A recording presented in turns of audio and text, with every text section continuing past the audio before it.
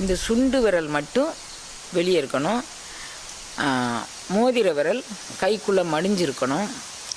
ஏனைய விரல் நம்ம குபேர முத்திரைக்கு இருக்கிற மாதிரி 3 முத்திரைக்கு இருக்குது. 3 விரல்களும் நுனியை தொட்டுக்கொண்டு. இப்போ இந்த சுண்டு விரல் மட்டும் இப்படி இருக்குது. இது உள்ள அடங்கியிருக்கு. இதுக்கு மகாசிரஸ் முத்திரை அப்படின்னு ஒரு பேர் உண்டு. மகாசிரஸ் முத்திரை இது தியான அனுபவத்துக்கு மிகச்சிறந்த பங்களிப்பு செய்கின்றது. மீண்டும் சொல்கிறேன், இந்த சுண்டு விரல் நிமிர்ந்து இருக்கட்டும், இந்த மோதிர விரல் உள்ளங்கைக்குள்ளே மடங்கி இருக்கட்டும். இந்த 3 நுனிகளும் வழக்கம் போல் ஃபெதர் டச்சாக 3 நுனிகளும் ரொம்ப சாஃப்டாக உள்ளே வச்சுக்கோங்க. அப்போது இது உள்ளே இருக்கட்டும், இது வெளியே இருக்கட்டும். வழக்கமாக நம்ம தொடைக்கு மேலே வான் நோக்கி நம்ம வேறு கைகள் இருக்கிற மாதிரி வச்சுட்டு ஒரு 5 நிமிடம் நேரம் மகா சிரஸ் முத்திரை